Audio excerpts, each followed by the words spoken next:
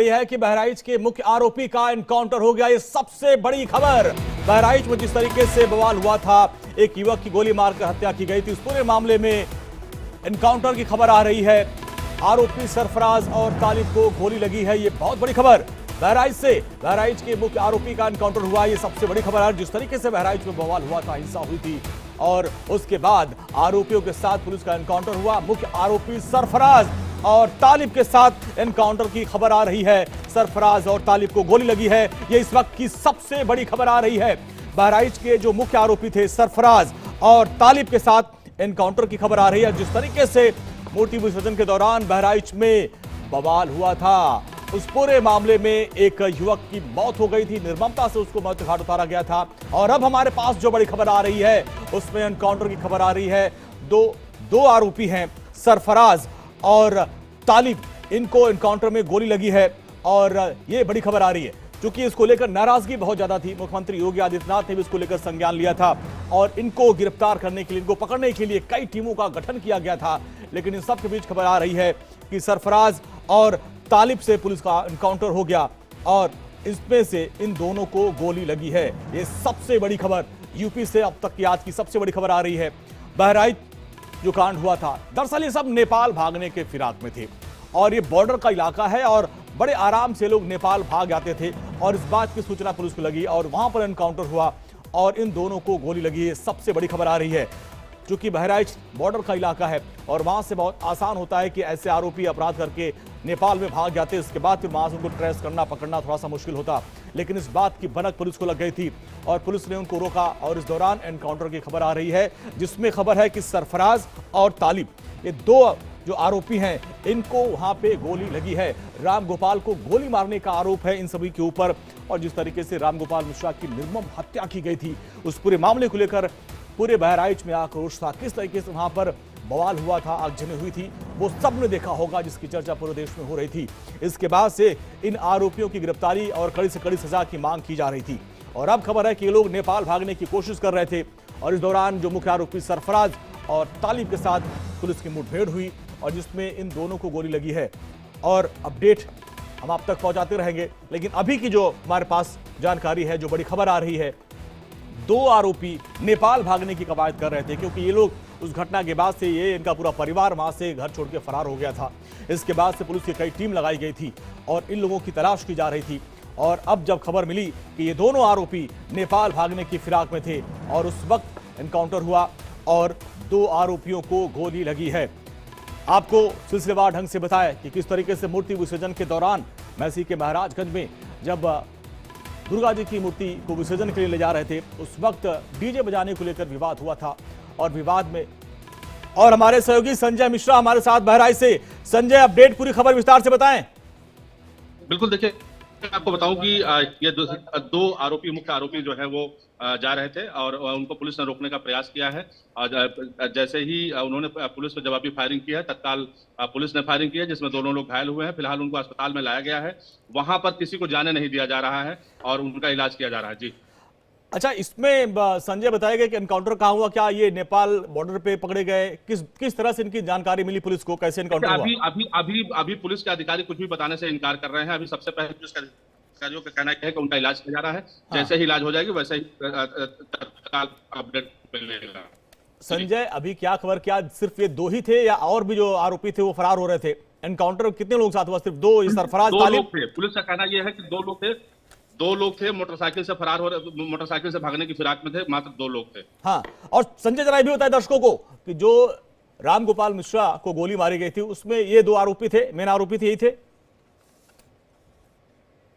ठीक है संजय, ज्यादा अपडेट लेकर जल्दी आएंगे और आप तक पहुंचाएंगे कि आखिर दो आरोपी जिनको गोली लगी है, क्या इनके साथ और भी लोग थे? क्योंकि पुलिस अभी विवेक शांडिल हमारे साथ, हमारे सहयोगी जुड़ रहे हैं। विवेक, ये देखिए बहुत बड़ी खबर आ रही है, लोगों में नाराजगी थी और वहां बॉर्डर पर था, नेपाल का बॉर्डर 40 से 50 किलोमीटर दूर बॉर्डर है, ये लोग भागने की फिराक में थे।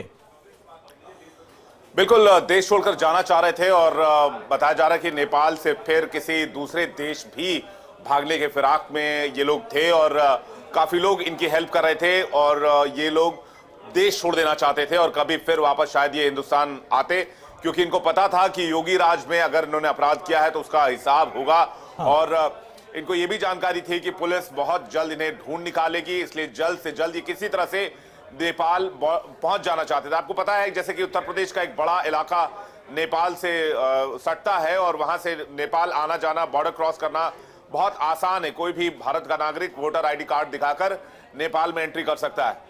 तो ये एक आसान तरीका था कि भारतीय कानून से या फिर यूपी के पुलिस से बचने का, लेकिन यूपी पुलिस ने त्वरित कार्रवाई करते हुए न सिर्फ इनकी लोकेशन को ढूंढा और जब इनको गिरफ्तार करने गए तब कहा जा रहा है कि वहां पर माहौल बिगड़ा और इन्होंने सरेंडर करने से इनकार किया। उसके बाद मुठभेड़ शुरू हुई और फाइनली दोनों का एनकाउंटर किया गया है, गोली लगी है और अस्पताल ले जाया गया है। फिलहाल उनकी तबीयत कैसी है इसके बारे में अभी बहुत ज्यादा खुलासा नहीं हो पाया, जानकारी नहीं मिल पाई है। लेकिन हाँ, ये खबर जरूर है कि एक मुख्य आरोपी है जिसका नाम सरफराज है और उसके साथ एक और आरोपी था, उसका नाम तालिब बताया जा रहा है। मुख्य आरोपी को यहां पर गोली लगी है इस एनकाउंटर में, ये जानकारी मिल रही है। जी बिल्कुल। और विवेक, जिस तरीके से ये पूरा कांड हुआ था इसको लेकर पूरे देश में बवाल हो गया था, क्योंकि बड़े निर्मम तरीके से कल आपने इंडिया बोल रहा में वो तस्वीरें दिखाई थी, वो आंकड़े दिखाए थे वो कि किस तरीके से बर्बरता से हत्या की गई थी। इसको लेकर कई सवाल उठ रहे थे और आप जिस तरीके से अब नेपाल से दूसरे देश में भागने की कवायद थी उसको लेकर भी लग रहा है कि कोई एक इनको सपोर्ट करने वाला एक बड़ा गैंग है इनके साथ।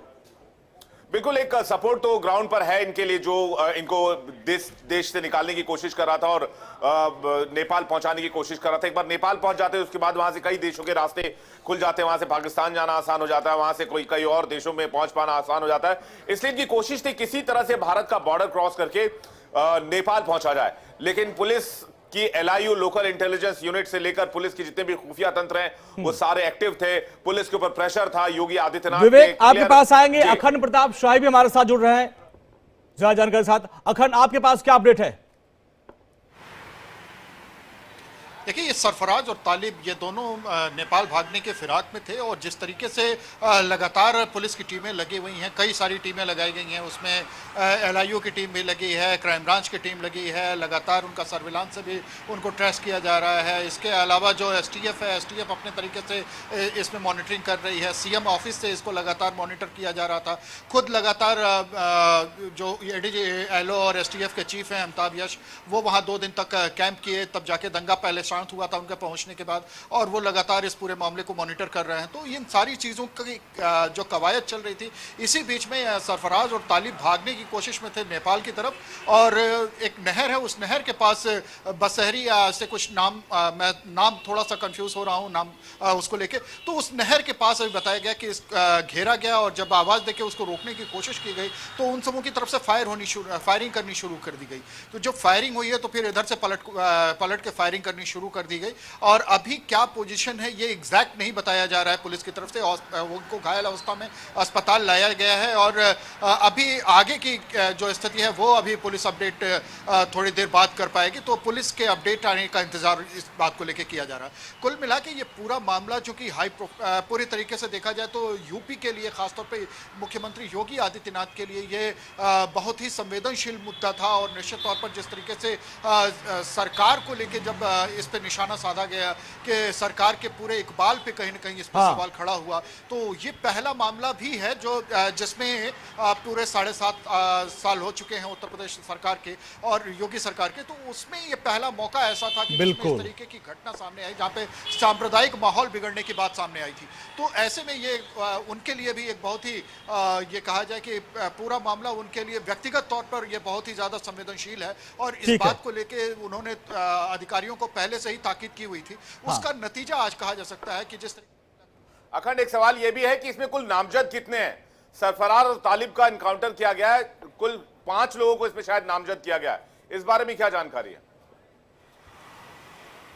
देखिए, जिनमें नामजद लोगों में से इसमें तालिब का नामजद नहीं था, लेकिन तालिब को शायद वो अज्ञात में रखा गया होगा, लेकिन सरफराज का नाम सीधे तौर पर आ रहा था कि वो इस पूरे मामले में जब गोली चलाई गई थी तो वो उस समय मौजूद था, जब रामगोपाल के साथ उसे टॉर्चर किया गया या उसे मारा गया तो वो मौजूद था, और उस समय जब डीजे बजते हुए जुलूस जब निकल रहा था तो जुलूस में लीड निकालने का काम भी इसने किया था, तो इस तरीके का इसके ऊपर आरोप लगातार लग रहा था। तो हामिद, तालिब और अखंड और विवेक, बहुत बहुत शुक्रिया इस पूरी बातचीत के लिए आपका। यहाँ पे छोटे से ब्रेक का वक्त हो गया है।